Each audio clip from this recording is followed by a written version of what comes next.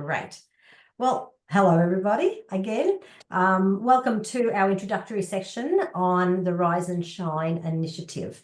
So today what we're going to do is just talk through this vision for this program and the potential of how it could help you to give research a go, literally to trial doing a research project and having an output at the end. So today what I'm going to do is, once this is clicking through, whoopsie daisy, I just want to start with our acknowledgement of country, where I want to acknowledge the traditional owners of the Bundaberg region in which I am sharing from. And we have, and I think this is like Gladstonebury, we have the Tarrabalang Bunda, the Gurang Gurang, the Gurang, and we have the Balay people. And I know you don't say it that way, but someone might fix me up on it. But these are the peoples that we have, the lands on which we are meeting here on the Bundaberg campus. And if you haven't been to Bundaberg, this is sort of our first two little buildings that we have here. We've got another few running up, and it's set in bushland. We have our own little family of kangaroos, so a mob of kangaroos. It is a mob, isn't it? Mob of kangaroos that we see all around. They fertilise our grass beautifully here at Bundaberg. So, yeah, and so look, if you know the lands on which you are, please pop them into the chat and share. Sorry, clicking through again. Righty-go. So let's just get started. This program is a little bit of an idea that I have been wanting to run for years, and it came about because years ago, probably a good 10 years ago, I wanted to get into research. I just really had that desire to do some research on my teaching or on my students, and we just didn't have anyone who could take me through that process. Like, no one put their hands up. And so I had to learn myself. I took a small group and we just started learning ourselves, trialing things, getting advice where we could. And we started doing our own research, and we've learned a lot along the way. And sometimes I actually look back at the old papers and I think, actually, we didn't do too bad. It doesn't look bad. But there's a lot that we've picked up. And in that time, I have really been trying different things, different methodologies, different ways of collecting data. And I've just played and played and played. But what it did do is it really lit a fire. And so I continued on and continued doing study. So I've gone on now and done my master's, done my PhD, and still researching in the background all the time. Even the way I think now, whenever I do anything, I think, well, how can we research that? And Bree probably understands this because I've dragged her into things where I've said, hey, Bree, I've got an idea. How about we do this? So I just always think research. How can I get data, and then how can I, present that?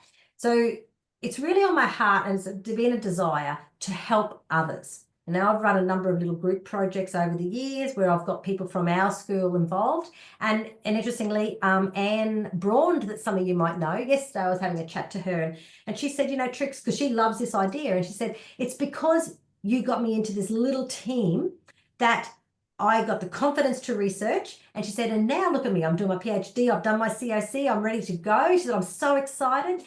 And she said, it was because of that. And that's what I'm really hoping this initiative will do for you guys. It's a starting point. It's a beginner's guide to getting started.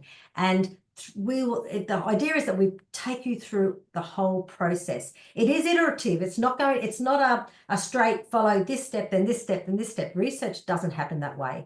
Even the program I've developed, it may need to be changed depending on where you're thinking of going, what you want to research. We may need to play with it and adjust the methodology, adjust the way you're going to do the data analysis. But that's what's so lovely about this, is that it's iterative. We can go in and we can make those changes depending on what you're going to be researchers.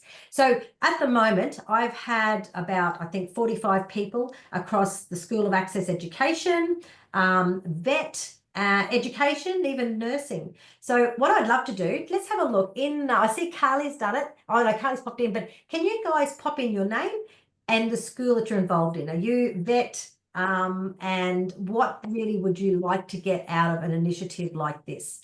So let's have that pop up onto the screen. And whilst we're waiting for all that to come through, we actually have mentors who have put their hands up to say, we would love to be involved and to help people in this. And you'll see on the screen here that I have a few, and I'll introduce you to them in just a moment. But this project actually is sitting under the Create Research Centre. So that's the Centre for Research in Equity and the Advancement of Teaching and Education. And in particular, where the people involved in the mentoring come from the Create. We have the Empower cluster, we have the Life cluster. We also have mentors in the, I forgot the name of it, Karina and Mim, the arts one. And Nadia's here, so she's a co-lead for that one. Yes, Nadia's behind you, isn't she? Hello, Nadia. See?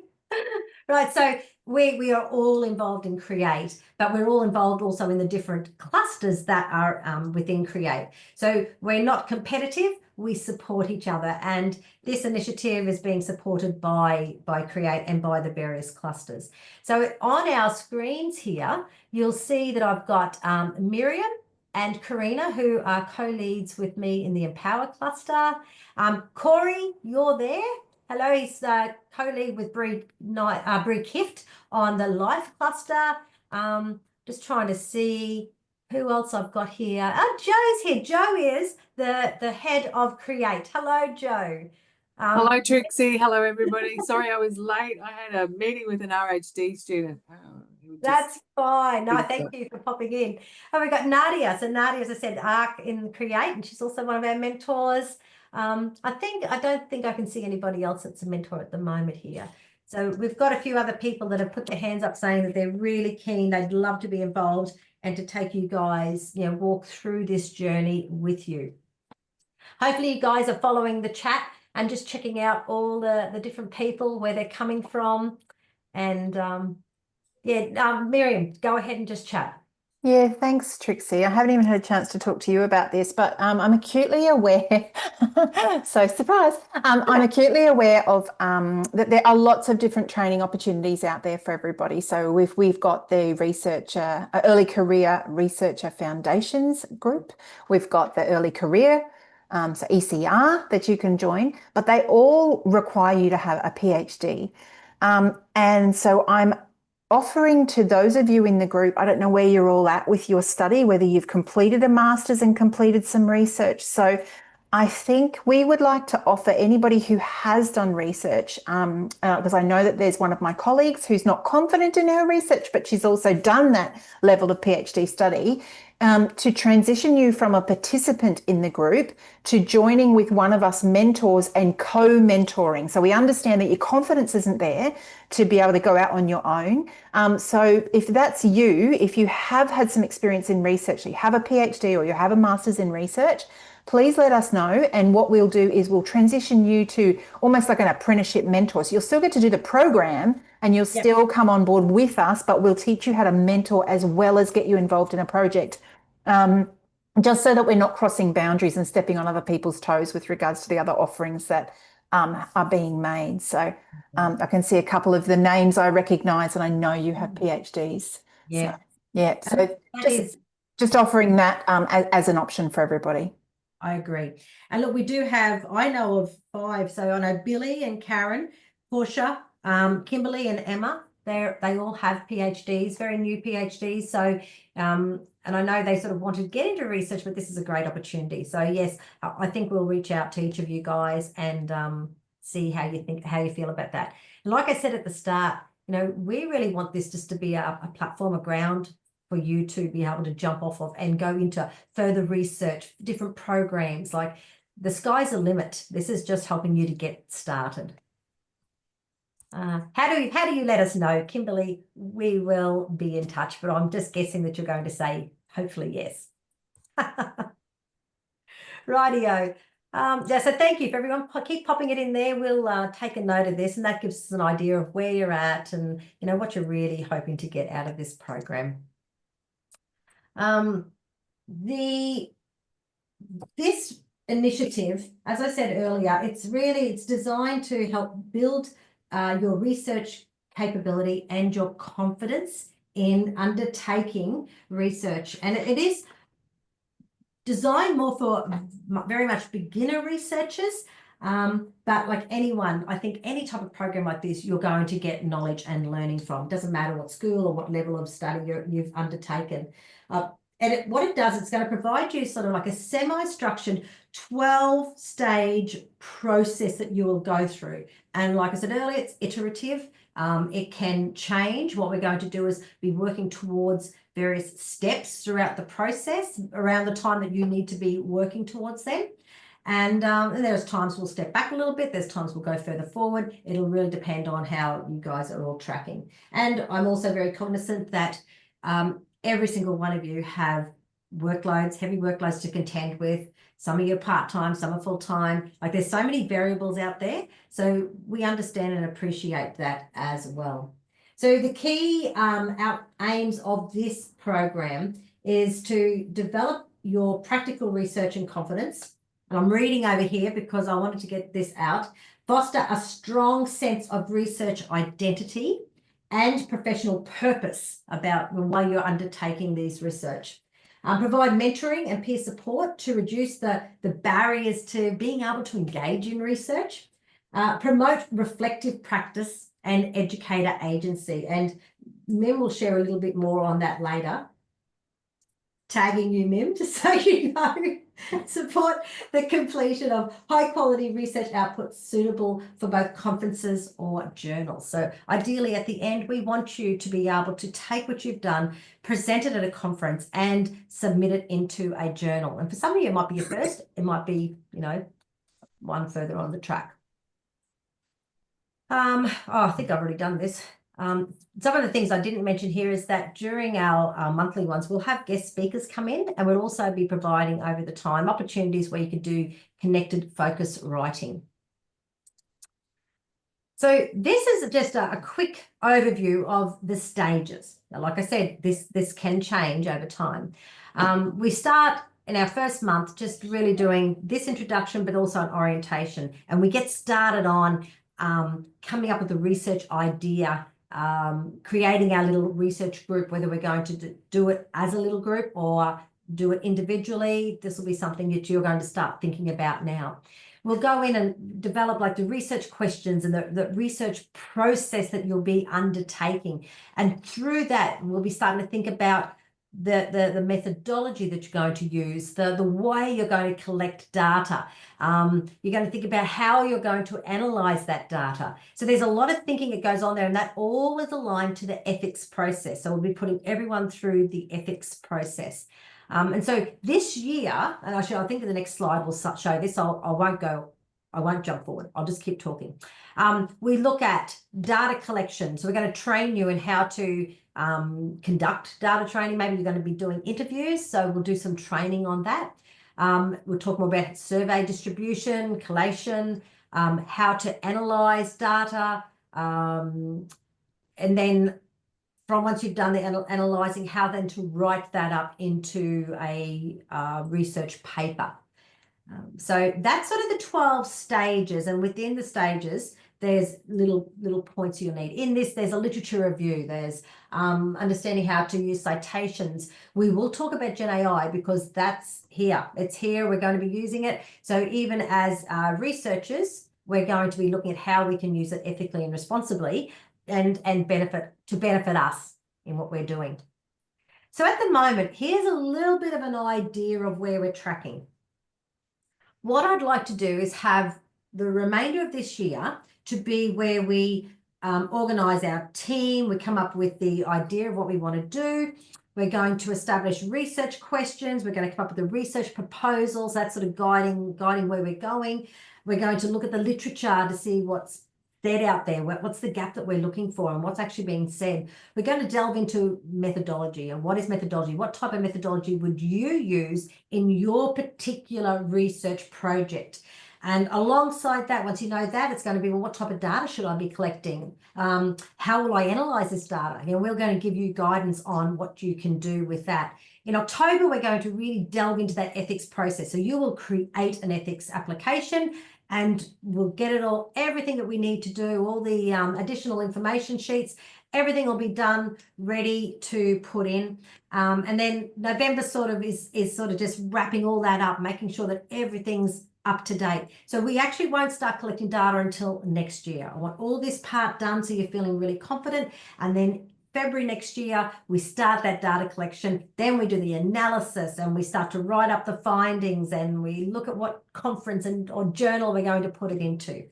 Right, so that's sort of how we're looking at structuring it at the moment.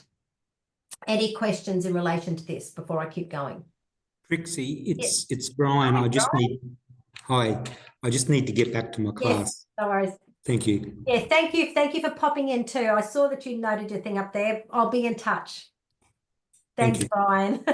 Brian's actually teaching at this moment, so he snuck out to quickly jump in and then he's heading back again. So that's commitment.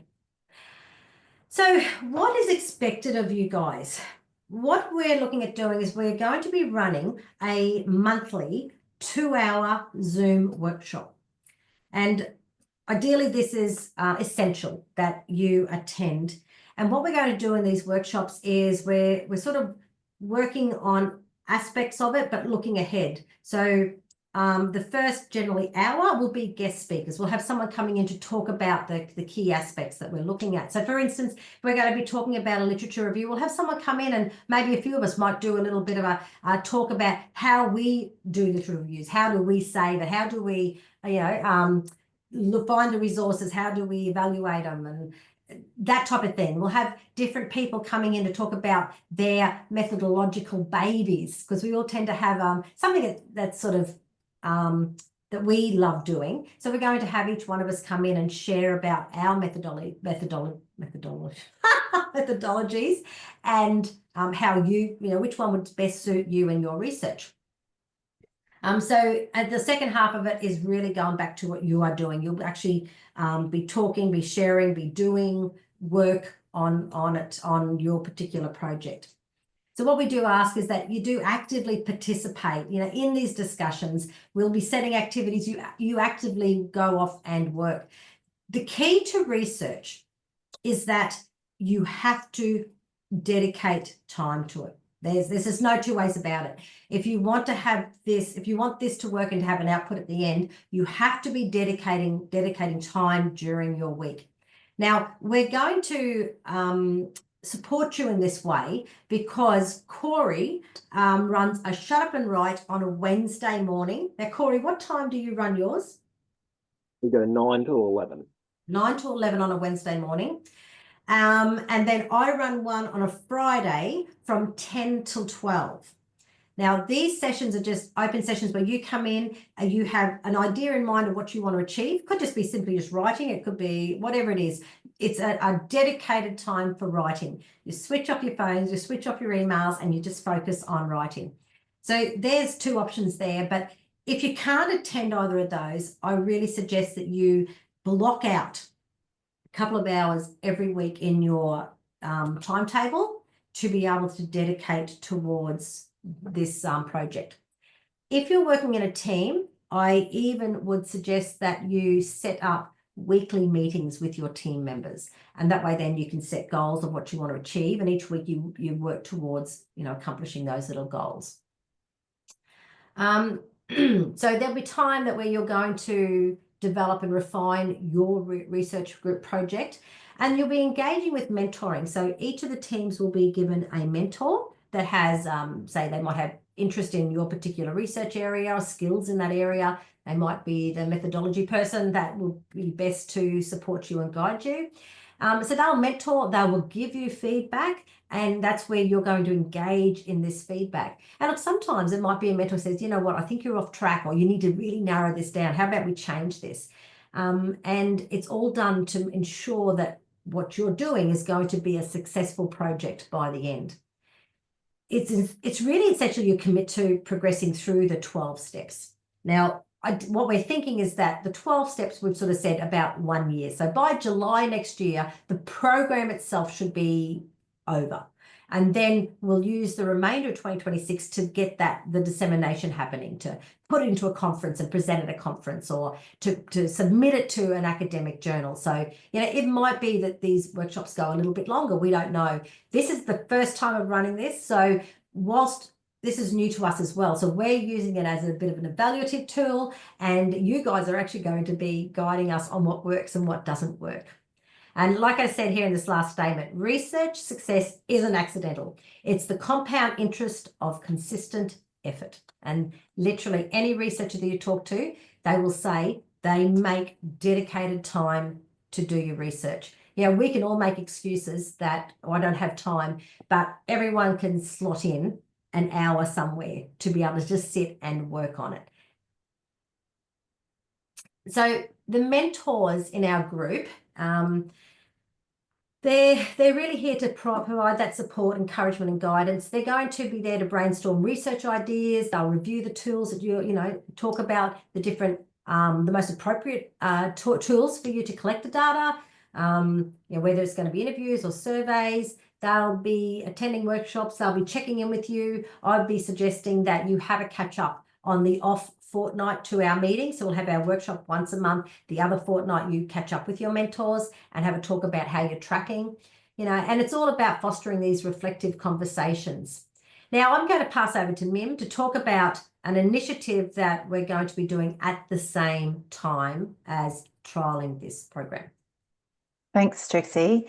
Okay, so for those of you who don't know me, I'm Miriam Ham, and I'm a lecturer in the School of Education and the Arts. But my area of research, the thing that makes me so excited to explore, is the concept of identity and the concept of beliefs.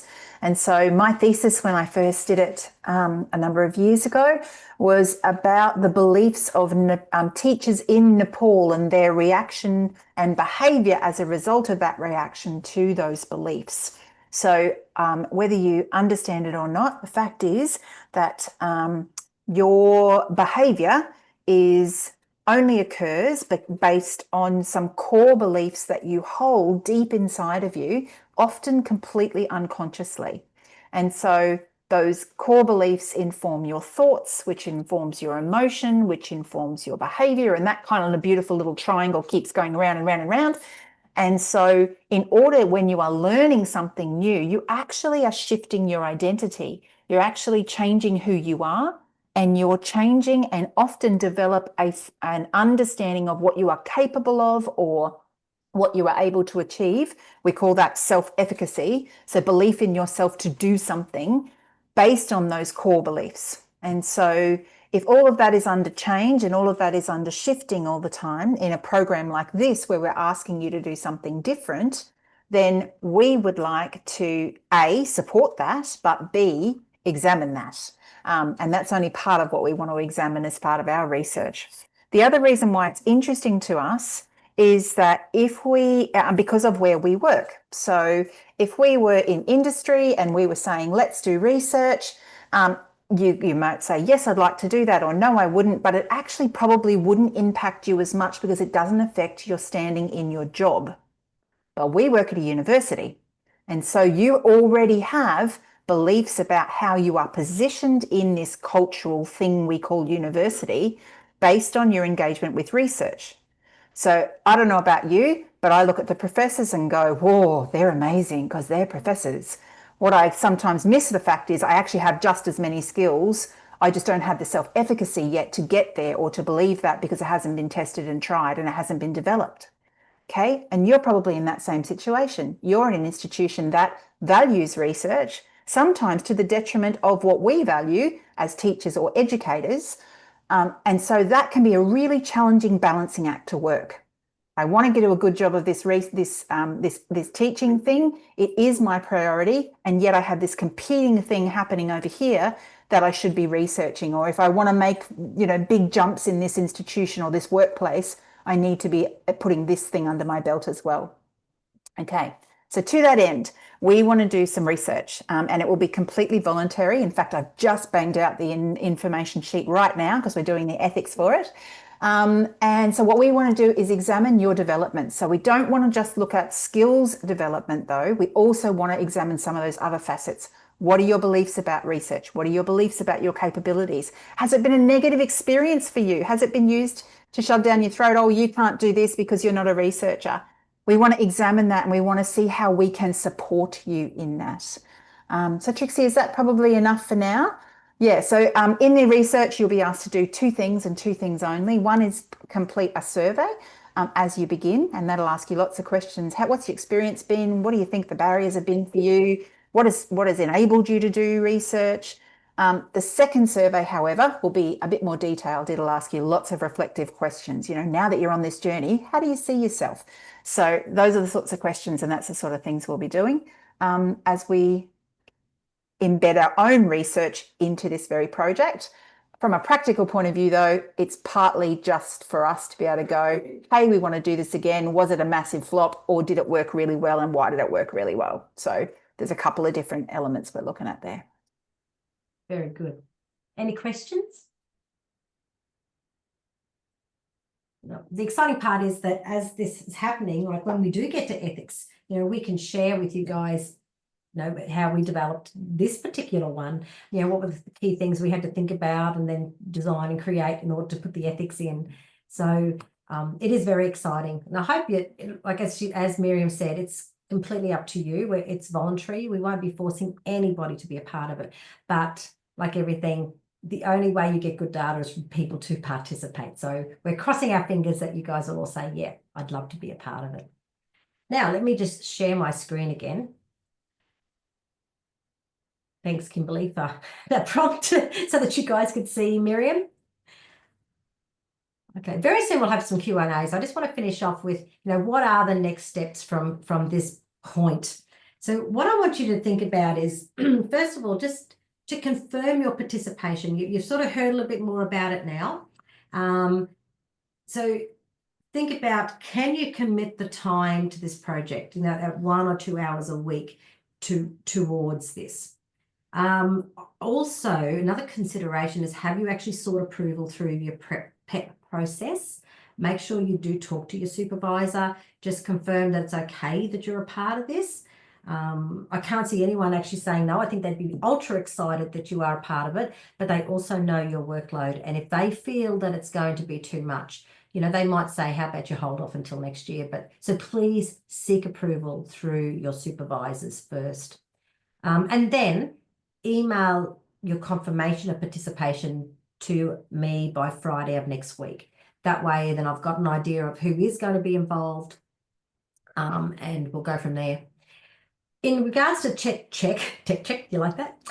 Ensure you can access the Rise and Shine Microsoft Teams site. Now, hopefully, I think I have added everyone to it. If people come back now and say, look, I can't be a part of the program, I'll take you off that site. But at the moment, I'm just trying to get people in there. I haven't populated it very much yet, but what you'll find is that all the resources that you'll be needing for the upcoming month will all be accessed in there. At the moment, the Rise and Shine current plan is available there, but that's where I'll be housing everything. So if you are having trouble accessing it, let me know, because perhaps I haven't added you. Billy, I don't know if I've added you yet, so we'll go in and have a look. Now, the next thing is about the workshops. Now, we're trying to do this around everyone to make sure that, we can get as many people there as possible. And we've slotted in Tuesday. We're looking at the last Tuesday of every month from 2 to 4. Now, this is going to be the trickiest part, is seeing if this is going to suit everybody, especially when we've all got teaching commitments and different things going on. Now, I think if you're a part of a team and if you can't attend, we will record so you can actually go back and watch and keep working alongside your team. I think if you're trying to do this alone, it needs to be a session that you definitely attend. So have a look at that. The first one will be the 29th of July. From 2 to 4. Trix, Yes. will every meeting be on a Tuesday? Yeah. Okay. Once a month, Shane. Yep. Okay, cool. Yeah. No worries, thank you. That way I'm hoping then that, because over term, yes, it's going to hit us for about 3 or 4 months. And after that, hopefully we can then schedule it in so we can all be there. Now the next part, once you've made up your mind and decided yes or no, if you're thinking yes, then it's this next stage is to start just thinking about your research focus. Now, you guys might already have something in mind, but I want you to really think about what's that key area that you really want to know more about. Miriam shared before about her passion was something that she really, really is interested in. Now, what is that for you? What is it you'd love to find out? Is it around your teaching, the way you're teaching, a particular aspect of it? Is it about your students? Do you want to understand how they're engaging with the subject, or how do they get that sense of belonging within your classroom environment? It could be about them developing identity. It could be anything. Like, this is the beauty of research. It's that, you know, it's huge. The bucket is huge. So what topic area are you interested in researching? Think about whether, is this a project you want to do individually, or would you like to do it as part of a small research team? Now, if you know people and you think, oh, I'd love to partner up with these people, then go and reach out, have a chat, start working this part out. If you feel like, look, I want to be a part of a team, but I don't know really anyone to work alongside, then touch base with me or any of the mentors that you've seen on the screen here now. Touch base with us and have a chat, because potentially it could be, you might say, you know, I want to do belonging, student belonging. And I know then, for instance, I'm going to choose Julia. Julia loves belonging and understanding the students and how they fit in. So we could literally connect you guys, and then you go away and talk and say, well, yeah, let's work together on this. So think about this. Come and chat to us over the coming week or two, because I ideally would love you to have something set up in stone before our first workshop.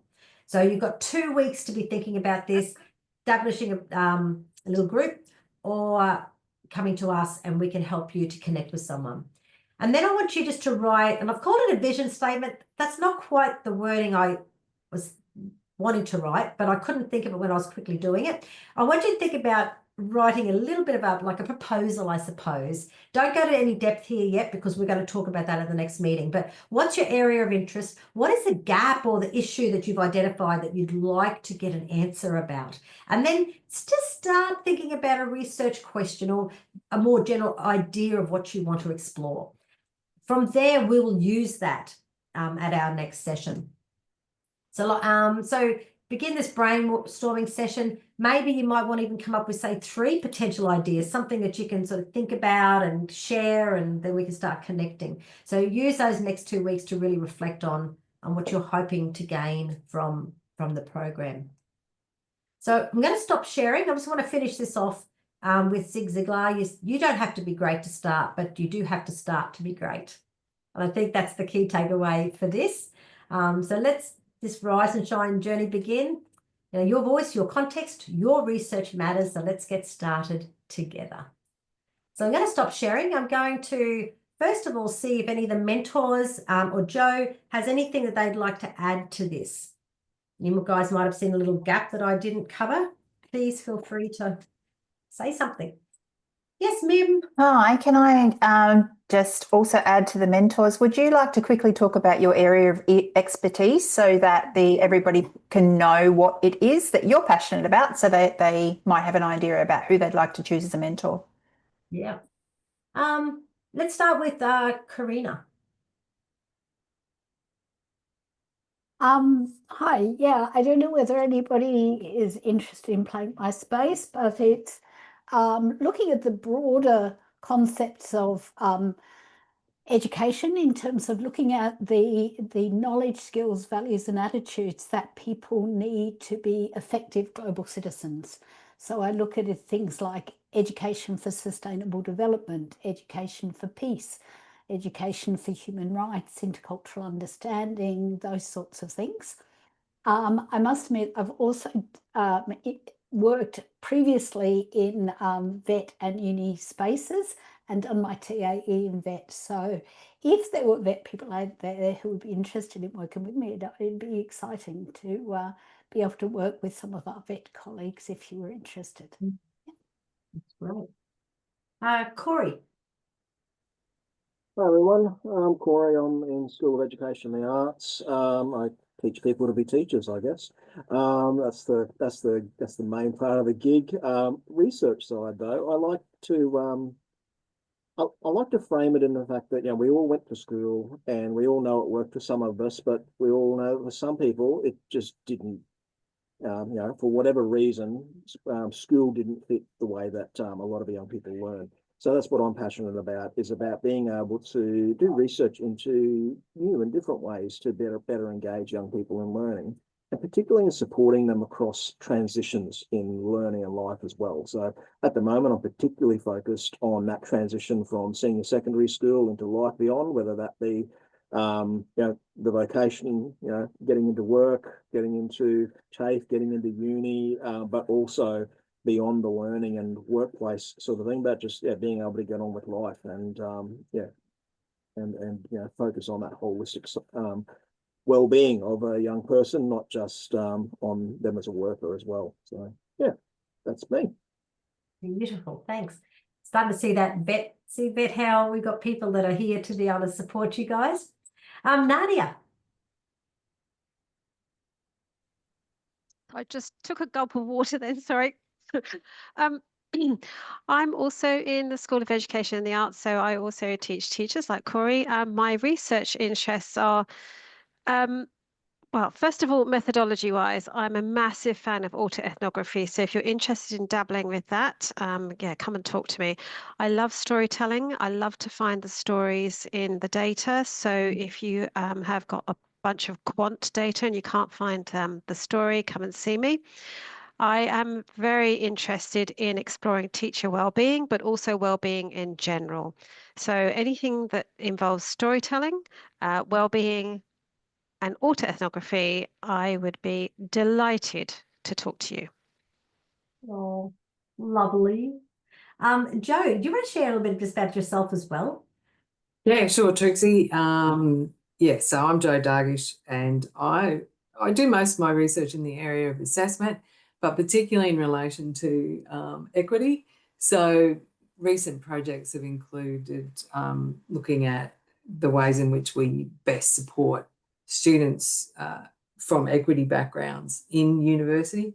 So a big focus at the moment on higher education sort of work, and the pathways that are opened up through VET are also of interest to me as well. So so if you're a little bit interested in assessment and how people make their way through university if they're from equity backgrounds, I'm your girl, so to speak. That's beautiful.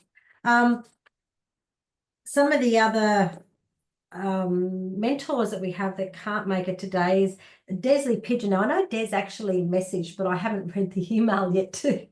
But she's really keen to be involved. Des is into maths. She loves maths and anything around maths related. So, if you're teaching into that space and maybe you're wanting to do research on it, then Des would be your go-to. Gemma Mann is one of our School of Access Ed educators. Some of you guys might know her. She spans across a few places. Notably, she does a lot of research on the ALI program, and she's also a physicist, is that correct? Or I think it is, or something like that. So again, if you're into the math side, she'd also be somebody that would love to help you. She's done both a PhD and then went back and did masters. So a PhD was more quantity. Her masters was grounded theory. So she'll be talking on grounded theory when we do have our methodology day. We have Monica Cancel as well. Now, Monica works in the School of Business and Law, and she does a lot on probably a little bit, Karina, along yours, sustainable development and that area. But again, just has a big breadth of research. She just loves researching, loves being a part of teams. When she heard about this, she was overly excited about being involved. So very, very keen. Michelle Vanderberg is an educator as well in the School of Education. She does is very interested in digital literacies, anything around digital literacies. She also runs the Maker Space, so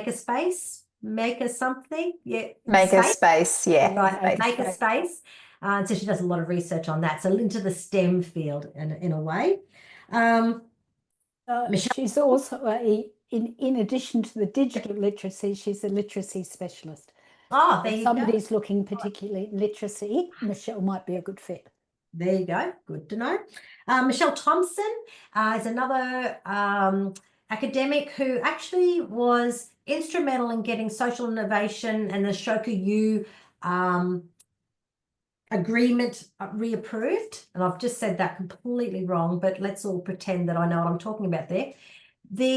And Michelle also is into tourism, so she loves tourism and that type of thing. Beautiful lady. She would be a great mentor as well. So they're key mentors, and then we'll have others that are that might be interested in co-mentoring as well. For me, just to give you a quick rundown, I tend to be one of these people that have many fingers and many pies. Does that sound about right, Bree? I'm sure she's going to be going, yes, absolutely. And it's always been a concern that I have way too many interests, but that's me. I'm like a squirrel. That's my animal. As a squirrel. But I love equity. My heart's desire is that anybody who has a desire to get an education is allowed to get an education, and looking at how we can help that to happen, help that to occur. So the way we teach, how do students feel that sense of belonging in the classroom? What are things we can be doing to ensure that? I'm delving more into the Gen AI research as well. So how can we be utilizing Gen AI? How do we teach Gen AI so students are doing it responsibly and ethically? So that's sort of the key areas that I work in. Any other people would like to share? And I'm thinking here, maybe some of those that are considering being one of our co-mentors. Would you like to share about what your research areas are? Kimberly, I'm looking at you. Okay. Well, I sort of have two branches, but primarily I'm a poet, and I have a lot of interest in poetry in space and time. So, poetry as it is on the page, it's so much more than generally what people think it is. It's more than a rhyme. But I'm also interested, my dissertation was through poetry, space, and time through a feminist lens, through a historical lens. So I'm interested in people who are working from margins or boundaries. That's like I just finished doing a special issue as an editor for a Q1 journal, and that was the theme of it. So creative writing, also, and then creative thinking and how that informs even just general learning, right? Creative thinking, I think we take it for granted, right? And we're so about analytical thinking, which of course has a very primary place in academia, but critical thinking, I'm interested in the whole brain. So. Wowzers. Yep. And also, let's just throw in there too, literacy. You are just very strong at literacy as well. So academically. Yes, yeah, sorry. And Definitely. Miriam's already earmarked you. You'll see Yeah. there. You're on. We have a supervision right now that I could use you on. Oh, I would love to. Go. Seriously. And Billy, I'd love to hear about you, what you're doing. Billy's very new to our school, started what, 2 weeks ago? Yeah, 2 weeks ago. Yeah, my background is mostly in languages education and applied linguistics. So in my PhD, I worked with students from culturally and linguistically diverse backgrounds. So I guess sort of like how to support them navigate in, their education journey. So yeah, I'm interested in multilingualism, and also, again, students from the cultural and linguistically diverse backgrounds, especially how they navigate in, like the monolingual sort of like education settings mostly. Yeah, so yeah, that's pretty much my background. Yeah. Beautiful. Is there anyone else that is in this group sitting here with a PhD that's interested? No. Okay, Yes, great. there are. There are who? But they're not nominating themselves. So I don't know if it's ethically whether I'm allowed to do that or not. Well, Karen's not here, so we can't hit her up. Who else? All right, they're not talking. I'll email them privately. Okay, let's do that. Okay, Mary, I see you posed a couple of questions in the chat. Thank you. One moment. Did I see your microphone come on there? For a Who? moment? Sorry. Mary? Who? Sorry.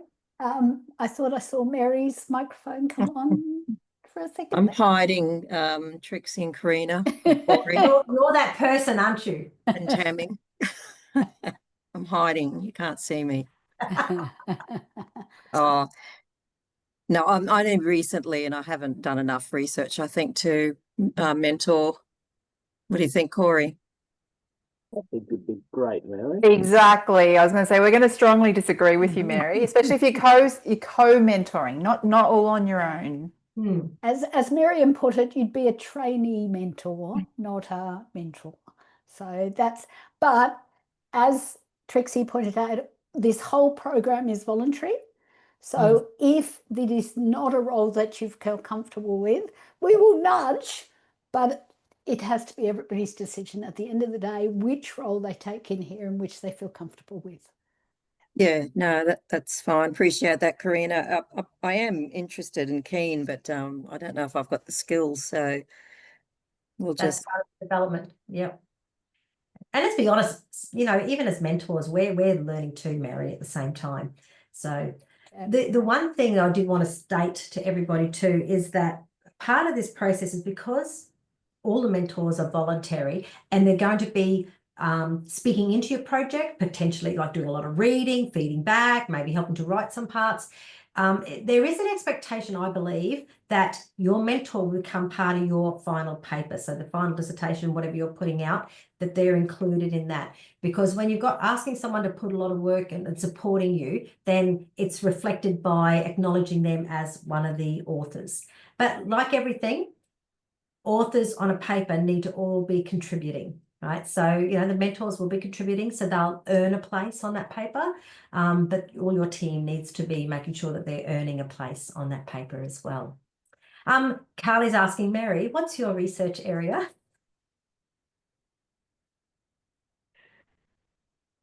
You got to. I've been on that many meetings. The mute sometimes up there, sometimes it's down there. I've been all over the shop today, but I did a vet. Doctor of Education I work in beauty therapy, and it was about unpacking a training package and how we teach a training package around Australia, and the many different ways that's a seemingly prescriptive document is unpacked and interpreted very differently, and yet all appear to be compliant. So just different. The job skills are very different. We're finding that now. I teach individual support and have a lot to do with the assessment and marking of different things, but we're finding getting industry feedback is very different across interpretations of that. But we've got good feedback, by the way, for our students, which is a good thing. But there's actor network theory. I got off on actor network theory for a long time, so I'm pretty keen. But anyway, that's that in a nutshell. Not one I've actually heard of, Mary. There you go. And I'm across the view. What I found, Trixie, what I found really fascinating with Mary's work was that it also explored the identity of the beauty teachers as well, who had the professional identity as a beauty therapist and then transitioned into the vet sector, and were then having to develop a new identity as a teacher as well.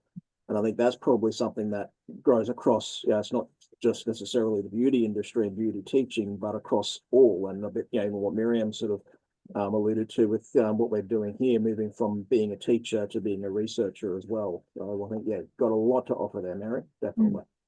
Yeah, I agree. And just on something Carly said, some of you might already have your data. You can actually use sometimes the data that you already have as part of your work product. So don't feel like you've got to go and do a whole nother, data collection. And you can talk with your mentors about with your question that you want answered, you already have the data for. We can get ethics for you to look at that data. Sometimes, so just rethink your questions, have all those things in your mind as well.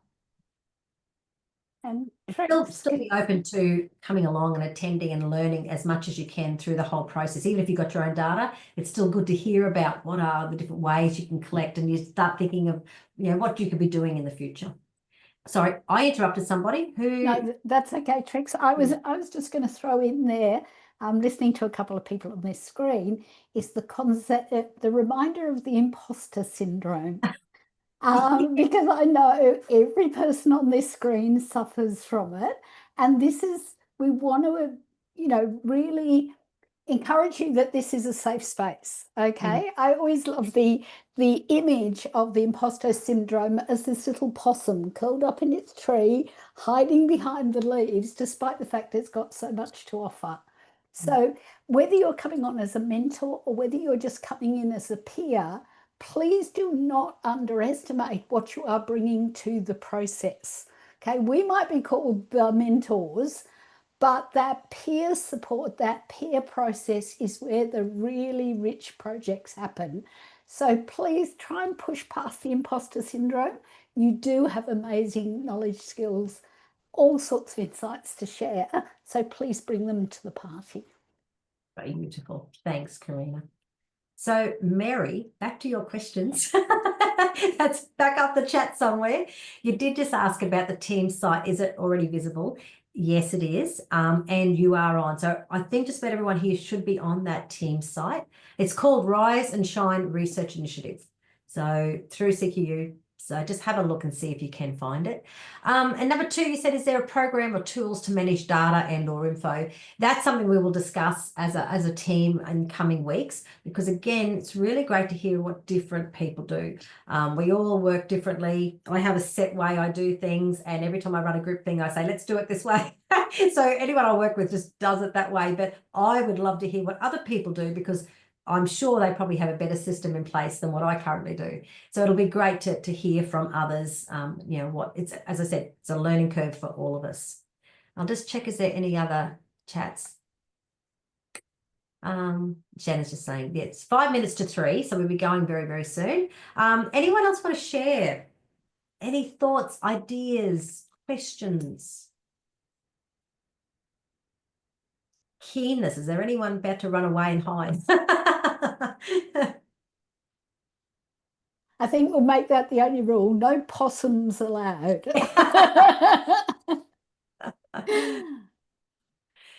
So are you all clear now on the next stages? Like what the next steps are? Miriam, I can see. Sorry, I did have a question that I need to ask. Can I just check, is there anybody who's currently enrolled in the graduate certificate in tertiary and adult education?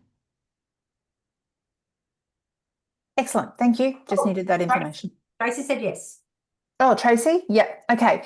Just there might be some overlap with the content that you're receiving here and the content that's in the in that course. So I might get back to you on that one. Yeah. And like I said before, we would love you guys to continue on with research. This is literally the ground floor. There's so many opportunities. There's different grad certificates that you can be doing. There's the grad, the research one. Miriam, what's that? The grad diploma of? GCR, Graduate Certificate of Research. Yeah, GCR. You can go on to do masters. You can go on to do PhDs. This really is. We're hoping to be that starting point for you guys. Tracy, Joe's just asking, have you completed that yet, the OLTC? I'm looking at potentially RPLing the course or credit transfers. In saying that, I just jumped in and half completed a unit last night. So yeah, I'm quite keen to get it done. It's I've been going to do it for a year now, but it's obviously work's been busy, so it's time to prioritize it now. Yeah. So I'm finding out from the team how, I'm looking at finishing it by the end of this year anyway. Okay, no worries. Thanks, And I Jen. just want to learn more about research, because there's a couple of, in my mind, I'm trying to formalize the question to ask so I can undertake research. Yeah. And learn how to do it properly. That sounds good to us. That's what it's all about. Look, over the next couple of weeks, you've now got different people's names. You probably know one or two of us already feel free to reach out. Like, this is now the time for you to be active and say, well, look, I'm keen. This is what I'm thinking. Who should I match up with? Should I do this alone? This is where you're making that decision. So reach out, talk to people, then get back to me by the 25th if you can. By the 25th, so I know who actually is going to engage with this program. Sound good? Great. Rightio. Well, look, thank you everyone for coming. Thank you to all my mentors for coming along as well and being a part of this. And as I said, we're here to chat anytime. But thank you, everybody. Stop recording.